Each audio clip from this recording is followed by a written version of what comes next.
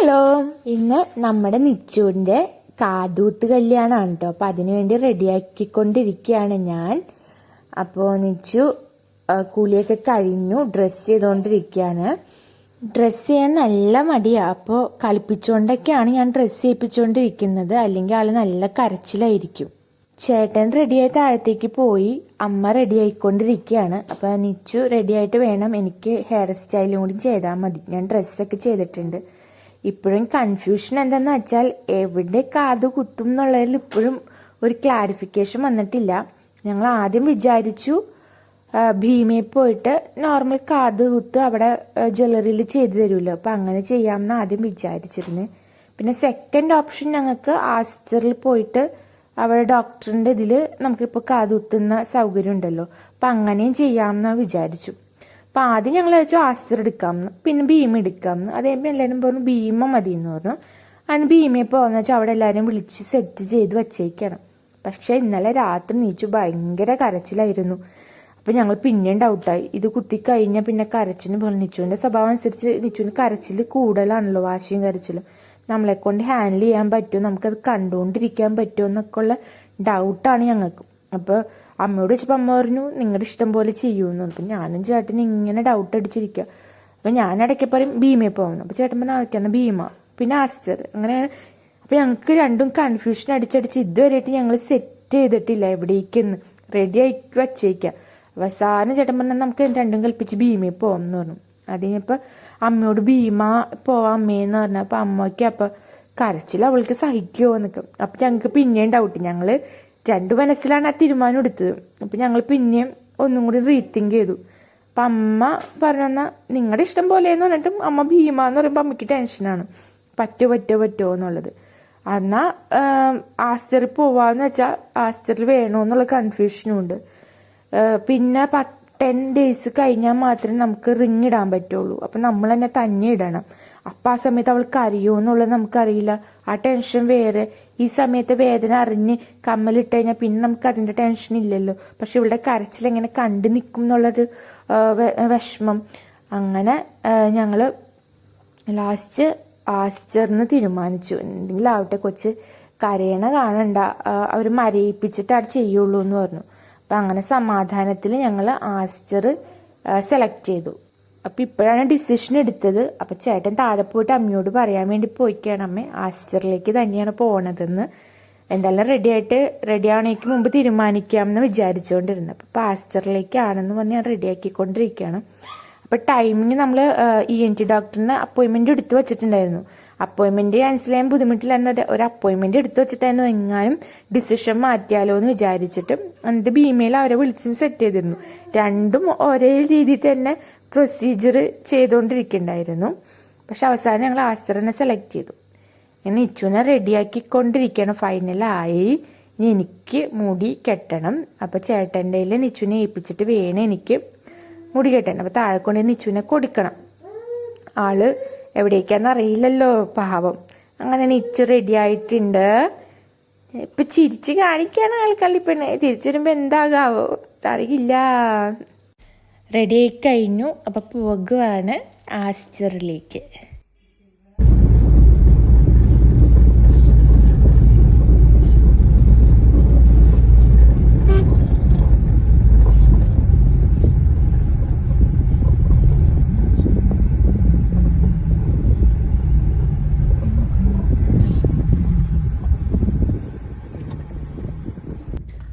ആസ്റ്ററിലെത്തി. അപ്പം ഞാനും അമ്മയും ചേട്ടനൊക്കെ ടെൻഷൻ അടിച്ചിരിക്കുകയാണ്, നിച്ചു കരയോ എന്നുള്ള കാര്യത്തിൽ. അപ്പോൾ ആളിങ്ങനെ എങ്ങനെയെങ്കിലും ഒന്ന് സന്തോഷിപ്പിക്കാന്ന് വെച്ച് ഞാൻ ഇങ്ങനെ ആളെ കളിപ്പിച്ചുകൊണ്ടിരിക്കുകയാണ് കേട്ടോ. അപ്പോൾ നമ്മൾ കറക്റ്റ് ടൈമിൽ തന്നെ ഡോക്ടർ ഫിറോസിൻ്റെ അപ്പോയിൻമെൻറ്റ്. ഇടയ്ക്കിടയ്ക്ക് ഇങ്ങനെ പുരട്ടി കൊടുക്കണം. ഒരു 10 മിനിറ്റ് 5 മിനിറ്റ് കൂടുന്തോറും ഇതിന് സ്വല്പം എടുക്കുക, നന്നായിട്ട് ഇങ്ങനെ തിരുമ്പി കൊടുക്കുക. രണ്ട് സൈഡ്. ടൈം എത്രയും 11-14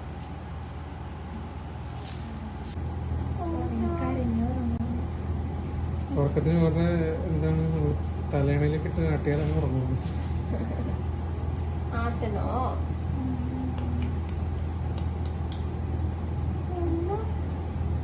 ഒക്കെ പോയോ? ഒക്കെ പോയോ?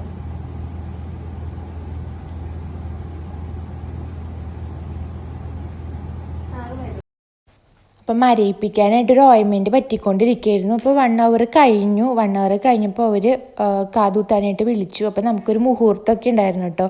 11:45 നമ്മുടെ മുഹൂർത്തം. അപ്പോൾ നമ്മൾ മുഹൂർത്തമൊക്കെ നോക്കിയിട്ടാണ് കാത് കുത്താനായിട്ട് പോയത്. അപ്പോൾ ഡോക്ടറിൻ്റെ അസിസ്റ്റൻസാണ് ഇത് ചെയ്യണേന്ന് തോന്നുന്നു. ഡോക്ടർ ഫിറോസിന് അപ്പോയിൻമെൻറ്റ് എടുത്തിരുന്നെങ്കിലും ഡോക്ടറെ കാണേണ്ടതായിട്ട് വന്നിരുന്നില്ല. ENT ഡോക്ടറായിരുന്നു ആസ്റ്ററിലെ. അപ്പോൾ ഞാൻ കുറച്ച് നേരം ഇരുന്നു. അപ്പോൾ എനിക്ക് ടെൻഷൻ. ഞാൻ പറഞ്ഞു, ചേട്ടാ ഞാൻ വീഡിയോ എടുക്കാം, അവളെ കരയിപ്പിക്കാതെ കളിപ്പിച്ചുകൊണ്ടിരിക്കാം, ചേട്ടൻ ഇരുന്നോന്ന് പറഞ്ഞിട്ട് ഞാൻ ചേട്ടന് കൊടുത്തു. അപ്പോൾ ചേട്ടൻ പറഞ്ഞു ശരി ഞാൻ ഇരിക്കാമെന്ന് പറഞ്ഞു. ചേട്ടനും ടെൻഷൻ ഉണ്ട്, എന്താവുമെന്ന് അറിയില്ലല്ലോ, നിച്ചു കരയോ ഇല്ലയോ, ഞങ്ങളെല്ലാവരും ടെൻഷനിലാണ്. നിച്ചു ആണെങ്കിൽ ഒന്നും അറിയാതെ ഇങ്ങനെ ചിരിച്ചുകൊണ്ടിരിക്കുക. അപ്പോൾ അവളിങ്ങനെ ചിരിക്കുന്ന കാണുമ്പോൾ ഞങ്ങൾക്ക് വിഷമമുണ്ട്, ഇപ്പം തന്നെ കരയേണ്ടി വരുമല്ലോ അതാലോചിച്ചിട്ട്. പിന്നെ ഞങ്ങളുടെ വേറെ ടെൻഷൻ എന്തെന്ന് വെച്ചാൽ ഒരു കാത് കുത്തിയിട്ട് പിന്നെ അവൾ അടുത്ത കാത് കുത്താതിരിക്കുമോ, അതിനു വേണ്ടി കരയുമോ. ഇപ്പോൾ അവൾക്ക് ഫസ്റ്റ് ടൈം ചെയ്യുമ്പോൾ എന്താണെന്ന് മനസ്സിലാവാതെ ആയിരിക്കുമല്ലോ കുത്തുന്നത്. സെക്കൻഡ് കാതാകുമ്പോഴേക്കും അവൾ ഭയങ്കര വാശിയെടുത്ത് കരയുമെന്നൊക്കെയുള്ള ടെൻഷനിലാണ് ഞാനും അമ്മയും ചേട്ടനൊക്കെ കേട്ടോ. ഇപ്പോൾ സിസ്റ്റേഴ്സൊക്കെ ചെയ്യണത് എന്താണെന്നൊക്കെ നോക്കിക്കൊണ്ടിരിക്കുകയാണ്. ഇപ്പം ഞാനിങ്ങനെ ബാക്കിൽ കിടന്ന് കളിപ്പിക്കണോണ്ടാണ് ഇങ്ങനെ ചിരിച്ചിരിക്കണത്.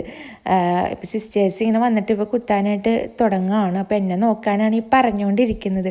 ഞാനിങ്ങനെ ടെൻഷൻ അടിച്ചിട്ടിരിക്കുക, കരയില്ലേ മരയിപ്പിച്ചുകൊണ്ട് കരയില്ല എന്നറിയാം. പക്ഷെ അത് ഷൂട്ട് ചെയ്യുമ്പോൾ ഒരു പെട്ടെന്നുള്ളൊരു ഫീൽ അവൾക്ക് വരുമോ എന്നുള്ള ടെൻഷനൊക്കെ ഉണ്ട് ഞങ്ങൾക്ക്. അപ്പോൾ പെട്ടെന്ന് അവൾ ചിരിച്ചു. അപ്പോൾ എനിക്ക് ഭയങ്കര വിഷമമായി. പക്ഷെ അപ്പം തന്നെ ആളങ്ങനെ കരഞ്ഞൊന്നുമില്ല, എല്ലാം നല്ല രീതിയിൽ തന്നെ നടന്നു. പെട്ടെന്ന് ആൾ ഷോക്കായിട്ടും എന്തോ പറ്റിയെന്നും പറഞ്ഞു. പക്ഷെ വേദനിച്ചൊന്നുമില്ല, നല്ല സർവീസായിരുന്നു കേട്ടോ അവിടുത്തെ. പെട്ടെന്നെല്ലാം കരഞ്ഞു. അങ്ങനെ ഞങ്ങൾ ഭയപ്പെട്ട പോലെ ഒന്നും നടന്നില്ല. ആളെല്ലാം കൂളായിട്ട് തന്നെ ഹാൻഡിൽ ചെയ്യാനൊക്കെ അവൾക്ക് പറ്റി. ഞങ്ങൾ ഭയങ്കര ഹാപ്പി ആയിട്ടാണ് പോകുന്നത്. പിന്നെ പിന്നത്തെ അടുത്ത ടെൻഷൻ വെച്ചാൽ ഇത് 10 days കഴിഞ്ഞിട്ട് ഈ റിങ് നമ്മൾ തന്നെ ഇടണമല്ലോ, അതിൻ്റേതായ ഒരു ടെൻഷൻ ഉണ്ടായിരുന്നു. നിച്ചുവിന് എന്താണ് സംഭവിച്ചതെന്ന് തന്നെ മനസ്സിലായിട്ടില്ല. അപ്പോൾ ചേട്ടൻ സന്തോഷിച്ചു, കുഴപ്പമൊന്നുമില്ല എന്ന് പറഞ്ഞിട്ട്. അതിന് അടുത്തത് നമ്മൾ കുത്തിക്കഴിഞ്ഞാൽ നമുക്ക് അവിടെ നിന്ന് എങ്ങനെയെങ്കിലും വേഗം പോകാമല്ലോ എന്ന് വെച്ചാൽ ഞങ്ങളിങ്ങനെ ഇരിക്കുന്നത്. അപ്പോൾ പെട്ടെന്ന് തന്നെ അപ്പുറത്തെ ഒരു കുത്തി തന്നു. കാരണം ഈ ഓയിൻമെൻറ്റ് പറ്റിയിരിക്കുന്നത് കൊണ്ട് മരവിച്ചിരിക്കുകയാണ് ആൾ. അപ്പോൾ ആ മരയിപ്പിൽ വേണം നമുക്ക് കുത്താനായിട്ട്. പക്ഷെ ആൾക്ക് എന്തോ ഒരു വിഷമം വന്നിട്ടുണ്ട്, ചുണ്ടൊക്കെ ഇങ്ങനെ പിടിച്ചിരിക്കുകയാണ്. എന്നാലും കുഴപ്പമില്ല, നിച്ചു എല്ലാം ഹാൻഡിൽ ചെയ്തു. അപ്പോൾ ഞാനും അമ്മയും ബാക്കിലുണ്ട്, ഞാനാണ് ക്യാമറമാൻ കേട്ടോ. അങ്ങനെ ചേട്ടൻ അപ്പം ഇങ്ങനെ സന്തോഷിച്ചിരിക്കുക, നിച്ചു കുഴപ്പമൊന്നും ഉണ്ടായില്ലല്ലോ, എല്ലാം ഹാപ്പിയായിട്ട് നടക്കുന്നുണ്ട് എന്നുള്ള സമാധാനത്തിലാണ് ഞാനും ചേട്ടനൊക്കെ. അപ്പോൾ വീട്ടിൽ നിന്നാണെങ്കിൽ എൻ്റെ വീട്ടിൽ നിന്നാണെങ്കിൽ അച്ഛനമ്മ ഇങ്ങനെ വിളിച്ചുകൊണ്ടിരിക്കുകയാണ്, കുഴപ്പമുണ്ടോ എന്ന് വെച്ചാൽ എല്ലാവരും ടെൻഷൻ അടിച്ചിരിക്കുക നിച്ചു എങ്ങനെയാണെന്ന് ആലോചിച്ച്. അപ്പോൾ ഈ ഡോക്ടറിൻ്റെ അസിസ്റ്റന്റ്മാരുണ്ടോ ചെയ്യുന്നത്, ഡോക്ടറല്ല, ഡോക്ടറിൻ്റെ അസിസ്റ്റൻ്റായിട്ടുള്ള ഡോക്ടറും പിന്നെ വേറെ നേഴ്സും കൂടിയാണ് ഞങ്ങൾക്ക് ചെയ്ത് തന്നത്. ഞങ്ങൾ ഡോക്ടർ ഫിറോസിനാണ് ENT ഡോക്ടറിന് അപ്പോയിൻമെൻറ്റ് എടുത്തിരുന്നത്.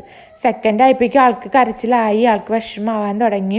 എന്തോ ആണ് എന്നെ ഇവർ ചെയ്യാൻ പോകണമെന്ന് മനസ്സിലായിട്ട് എന്നെ നോക്കി ഞാൻ ഇടയ്ക്കിടന്ന് ഒച്ചയും ബഹളിക്ക് ഇങ്ങനെ ചുച്ചു എന്നൊക്കെ പറഞ്ഞ് എന്തൊക്കെയാണ് കാണിച്ചുകൊണ്ടിരിക്കുക, കരയിലെ നിച്ചു എന്നൊക്കെ പറഞ്ഞു. അയ്യോ, അങ്ങനെ അതും കഴിഞ്ഞു. പിന്നെ എല്ലാം ഹാപ്പി ആയി.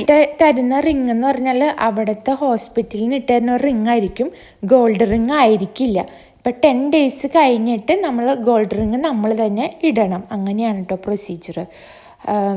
പിന്നെ ഈ റിങ് ഇട്ട് കഴിഞ്ഞാൽ 10 days പറ്റാനായിട്ടുള്ളൊരു ഓയിൻമെൻറ്റ് തരും. അതെല്ലാ ദിവസവും രാവിലെയും വൈകുന്നേരവും പറ്റണം. അപ്പം അതോടെ നിച്ചുവിൻ്റെ ഇത് കഴിഞ്ഞ് ഞങ്ങൾക്കിത് പറഞ്ഞു തന്നു.